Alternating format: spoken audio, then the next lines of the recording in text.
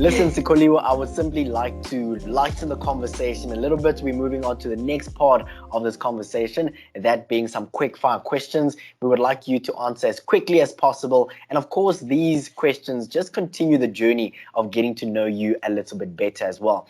Let's start here. How many positions can you play, and which one would you say is your favorite? 3 positions and wing defense. Okay, why is that? Yeah. Why do you say that? I've really grown to love the defensive aspect of the game. It is so beautiful. The structures, the setups, looking at the court from the back, and you see the ball coming down, and you can already see like the next 3 movements of where the ball could go, and you want to already set up around that and try and make a defensive effort around that. It's the most beautiful thing. It's literally it's poetry in movement, I tell you.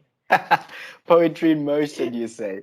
The next question Yeah. is, what is the highest score your team has ever scored against any particular opponent? 121. Wow. 121 In a to, netball game. yes, to 4 goals. Yes. That sounds almost We like a basketball score. yes, it was at the national championships. We got there, and usually we have pools, but a lot of the teams then just didn't pitch for the national championships, and like the organizers weren't notified, and so at the end of the day, the A group had to all come together. So in that one pool, we were about 10 teams, 11 teams, and we had to play those games, and we had to play every team in the pool, and one of the teams was one of a weak team, and we literally just unfortunately walked all over them. And I mean, everyone was playing whatever position they really wanted by the 4th quarter.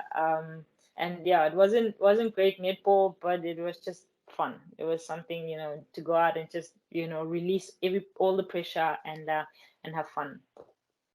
And I suppose you need those games sometimes as well, hey? Definitely. In this high pressure sport, you'll take any fun game that you can get. Definitely. Let's talk a little bit about your preferred game day and training shoes. Which ones do you prefer and why? Preferred game day shoes. Um, very different. When I wake up, like going to the bus and on the way to the court, I'm in my Nike runners, Zooms. I love the Nike Zoom.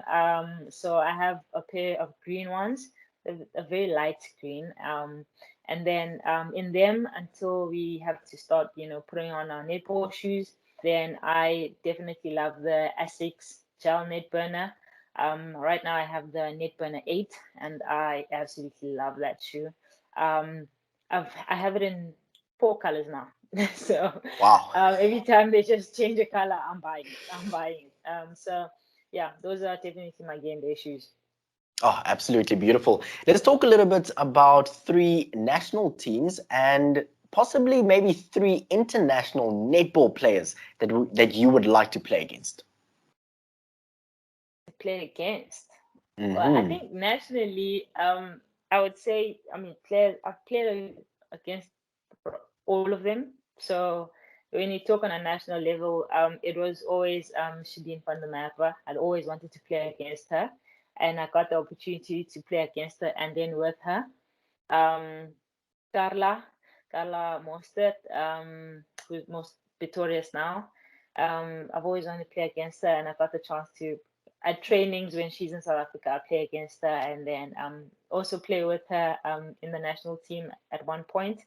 And then another player that I wanted to play with was Marie Venter, and I got to play against her and also with her recently as well. Internationally, Jamie Lee Price from Australia. I'd love to play against her, but obviously she plays the same position as me, so I just see her on the other side of the court, and I'd be great. Jo Harten, love to play against her. I think she would be the most difficult player to play against. Um, yeah, I'd say that's about it. Oh, and Serena Catherine, definitely England. Love to play against her. Oh, absolutely beautiful. Let's talk a little bit about your sports achievements and the awards that you've won. I mean, you've won several, and I'm not going to go through the whole list. I would like for you to maybe just mention one that truly stands out for you and the significance behind it and why it means so much to you. I would say 2019 player of the tournament at the Sport Championships. Definitely the one. Personally, that is the one that I would really say it stood out to me. Sport Championships were after the Telkom Netball League. They were after the 𝗀𝗙cie Games, just before 𝗺𝗙cie𝗶𝗶. And I had the worst Telkom's netball series. Personally, I had a problem with my knee, so I was strapped half of the tournament. I was playing games with a strapped knee. I went into 𝗀𝗙cie and I was losing it. I remember one game where I actually lost my temper on court, and things just went down from there. And so it was 2019. I wasn't having a good season. And going into the sport championships, I sat down with myself and I said, we can't go on like this. And I always say that the hardest thing to do is to sit down with yourself and say, what is happening with you, and being able to lay it out on a plate and deal with it on your own. And I had to do that, and it was very tough. And after doing that and talking myself, out of that slump that I was in, I went into the championships and I said, you know what, let's just play. Let's leave everything out of it. Let's just play netball. And I literally talk to myself like that. I like talking to myself in third person, which is weird. But it really works. And I talked to myself, and after that, we just went into that tournament, and I really just had fun. I played every game, and I was like, just playing for the team. It wasn't about me. It was literally about the team, what the team needs. If the team needed me on center, my hand is up. Coach, I'm here.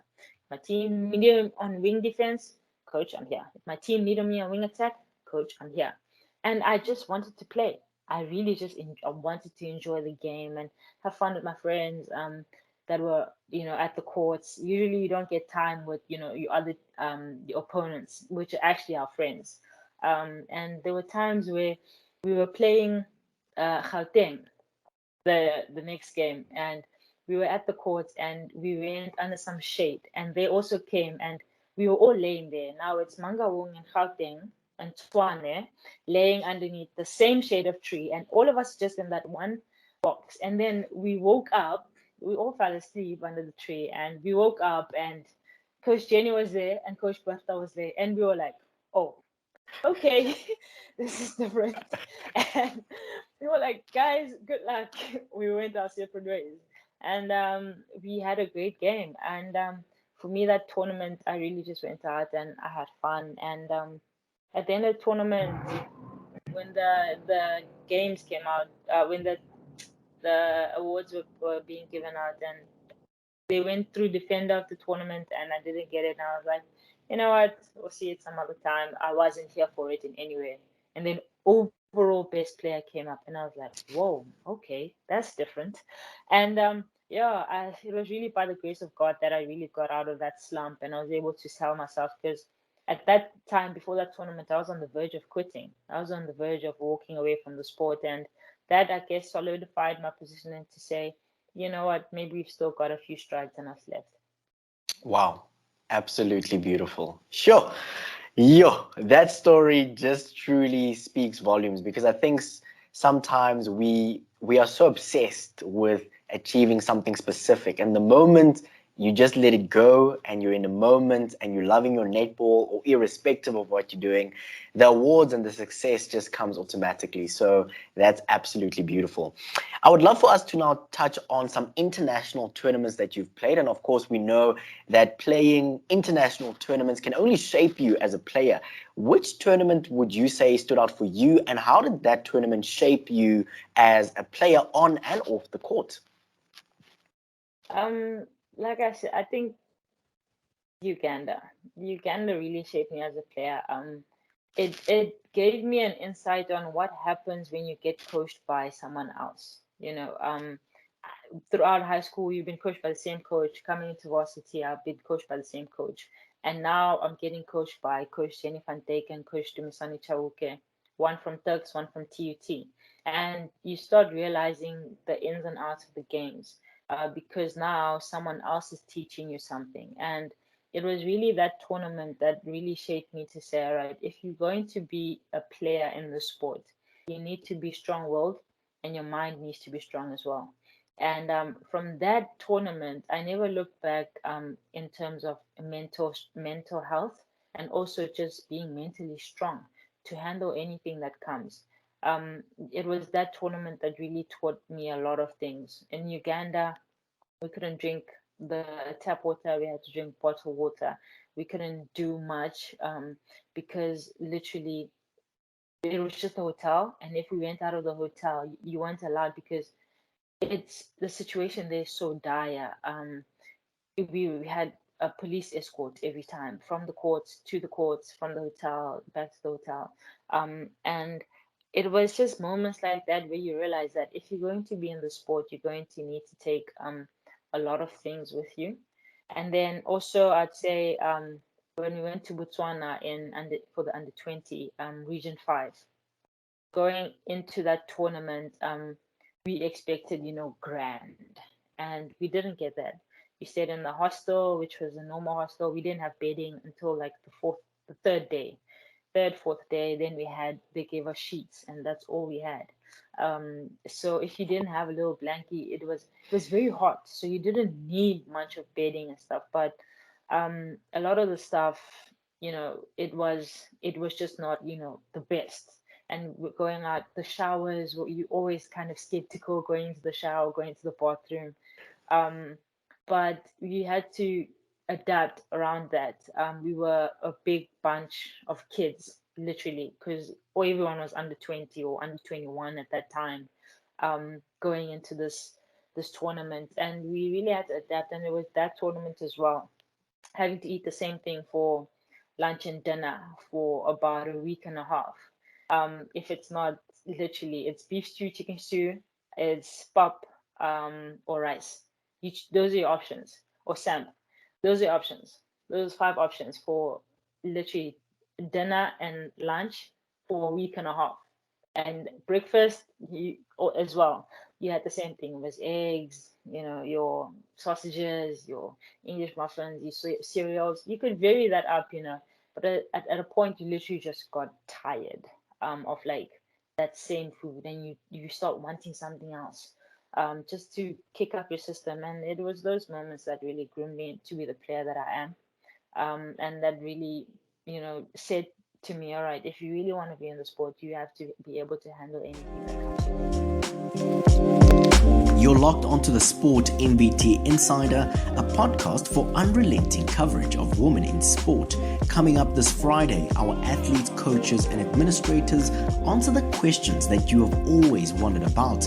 If you haven't sent through your questions yet, just slide into our DMs, tell us your name, where you're from, and leave your questions, and we will make sure that we ask them. Keep it locked onto Sport MVT, where we celebrate women in sport.